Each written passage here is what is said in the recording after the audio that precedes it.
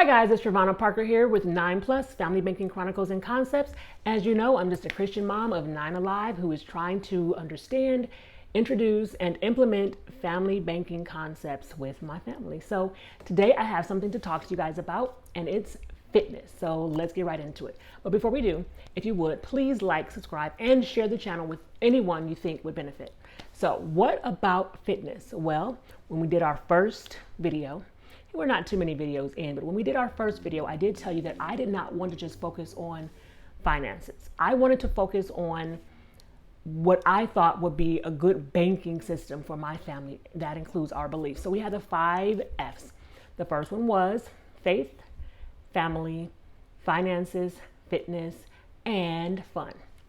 Today we're going to be talking about fitness, and it's something that came up because as I was studying for my life insurance certification, there was something that I read and I thought, I want to share this.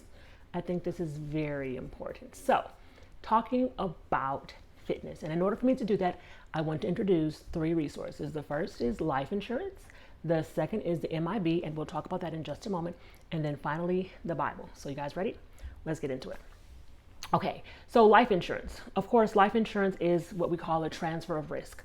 There are 5 things that you can do with risk. You can share the risk, you can transfer the risk, you can avoid risk, you can retain risk, and you can, oh my goodness, I'm drawing a blank. Is it reinsure risk? There are 5 things you can do. But what we're going to talk about is the transfer of risk. So the transfer into the life insurance policy is basically, if something happens to me, instead of my family having the burden of trying to take care of everything and to create or fill that hole that'll be left if something should happen to me, life insurance policy takes care of that. And so life insurance in this situation would be an estate creation. So it would create an estate for my family to be able to survive if something happened to me. So we're transferring the risk of my death to someone else. And that's how it works with life insurance. Now, why is that important when it comes to trying to start a family bank? Well, we know, and as you've done any research or you've looked at my previous video, I talked to you about how life insurance, a whole life insurance policy, a well-designed whole life insurance policy is the key mechanism for family banking. But when you go for your life insurance policy, there are some things that the insurer is going to have to weigh to make sure they want to insure you. And so there's a complete underwriting process, especially if you go for unless you go for a non-medical policy, which of course will be more money, you're going to have to go through some medical procedures, which may be information from your doctor, maybe some blood work, but it also may just be questionnaire. So inside of a life insurance application, inside of a life insurance application, there are 3 main parts, which is the general portion, the medical portion, and then the agent's report. And so your health plays a big part because the insurer wants to make sure they're not taking on too big a risk. So when you go through the underwriting process with your policy, they're going to put you in one of 4 categories. One is a premium, which preferred means that you are the best insured person they could actually have. It means you're healthy, you don't have any crazy lifestyle habits, you're a great age. They want to make sure that they don't have a substantial risk. So you would be preferred, which means you'd have a lower premium. Then there's standard, which means you're just average, pretty much like the rest of the populace of your age. You have a normal premium. And then there's substandard, which means that you are not what they're looking for. You may have a bad lifestyle. You may have a hazardous occupation. You may be unfit, but you can get insured, and you will be insured at a higher premium. And then there is declined. So you are declined, you are uninsurable. And what happens is a lot of times people kind of gloss over life insurance policies, kind of like, they think of life insurance agents as kind of like car salesmen, the negativity that you hear in the car salesmen, they're scammers, they are wanting money, they're only working for a commission, and that's how they treat life insurance policies. That is until something happens and then they need to be insured. And so they are a substantial risk at that point because they may have some health issues and now they need life insurance. And so the insurance company will not want to insure them. So that's why people go through an underwriting process. Now, again, life insurance is essential. Haven't heard of any other vehicles to implement the family banking concept. And so that underwriting process is important. So that underwriting process leads me to the next resource I want to introduce you to, and that is the MIB. MIB stands for Medical Information Bureau. And that basically is a bureau of, I want to say in my studies, it said over 700 insurance companies who get together and they share information about your health. Your information is given to them when you apply for insurance policy. So if you've ever been denied and they say that you've had too many insurance claims or something along the lines, they're getting that information from the Medical Information Bureau. And there are two key points that I want to point out, let you know of with the Medical Information Bureau. The one is that it's like a credit report, and you actually can annually get your information from the Credit Information Bureau. The second thing is if you have not applied for life insurance in the past 7 years, you shouldn't have any information at the Medical Information Bureau. But you want to make sure your information is top notch. So then again, we're talking about fitness, right? So of course that information is going to be in the system. And remember I talked to you about the 3 parts of your application and why health is important. And of course, this is what got me here. I was actually studying and I was researching the Medical Information Bureau, and it made mention of obesity being a problem with underwriting because your health risk at that point. When they go through your policy or your underwriting process, they may check with your physician. They may check with your blood work again. They may check with your obesity. Now you say, well, how does that matter? Well, of course, if you have information with your physician, they will talk about your weight.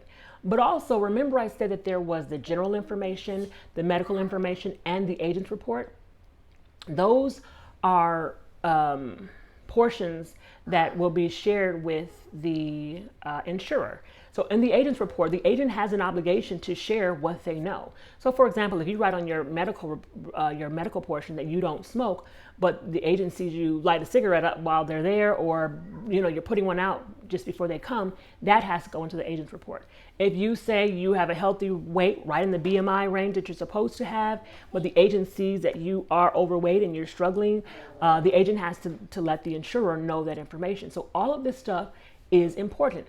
And of course, we talked about before leaving a legacy for your family, but that takes us to number 3, the third resource. And let me just quiet my baby and I'll come back.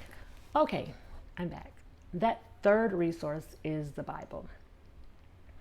You guys know that I am a Bible-believing Christian woman. I believe that the Bible is the sovereign word of God, and inside it tells us that it has given us everything for life and godliness. And in that, I know that self-control is a portion of what we need to do what's right. So if we look at Galatians chapter 5, verses 22 and 23, it talks about the fruit of the Spirit. And at the very end, the King James Version says temperance, and in the NIV, it says self-control. Self-control is important not only for our finances, but it's also important for our fitness. So why is it important for our finances? Well, remember that when you think about family banking and you think about taking control of your money, you are thinking beyond the concept of making money. There's a difference between making money and managing money. So when you start managing money, you need self-control. We need self-control. We need to make sure that we're being mindful of what we're doing, the opportunities that we're seeking, the expenses that we're engaging in. That's part of the family banking concept. But also it's very important to think about the fitness aspect of the family banking concept, because we need self-control to make sure that we're fit, that we're around to make sure this works. Now, before I get into that, I do want to say that there's going to be a bonus at the end, a bonus tip that lets us know that how we can avoid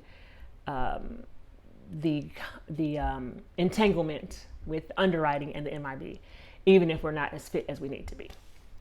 I meant to mention that earlier, so I'm mentioning it kind of late. But self control is essential in this journey. And so, focusing on the scriptures and focusing on our faith helps us to have the self control that we need to move on this journey. It also, thinking of the scriptures and self control and thinking of our family, we definitely want to make sure that we're able to leave that legacy for them and we're not adding any additional struggles onto our life that doesn't that aren't necessary. Excuse me. And so that's that. I kind of got a little tongue tied at the end. I had to quiet my baby down, but I wanted to give you that bonus extra expert bonus tip, which is you don't necessarily need to rely on your health for your life insurance policy. And that is where insurable interest lies in. Now, insurable interest means that you stand to lose something. You stand to lose something if something happened to someone else. So, for example, if something happened to my husband, I stand to lose a whole lot. He is the breadwinner. He is my husband. We have a relationship together. We have a family together. There's so much that I stand to lose, and vice versa. If something happens to me, he stands to lose something. We also stand to lose something if something happens to our children. I don't stand to lose anything if something happens to my neighbor across the street. I don't stand to lose anything if something happens to the cashier at the store. I don't stand to lose anything. I don't have an insurable interest in those people. So it's very important for us to be mindful of what we have going on, but also the concept of looking out for ways to still ensure our family banking system while we're working on other aspects. So basically what I'm saying is just because we can use someone else in our life insurance policy does not mean that we neglect our health. So anyway, I've said enough. I've kind of gotten tongue tied in this video. So many things are happening, but I hope that you guys got something out of it. Again, if you do like the channel, like, subscribe, and share the video and share the channel. You guys have a great day and keep your money safe. Bye now.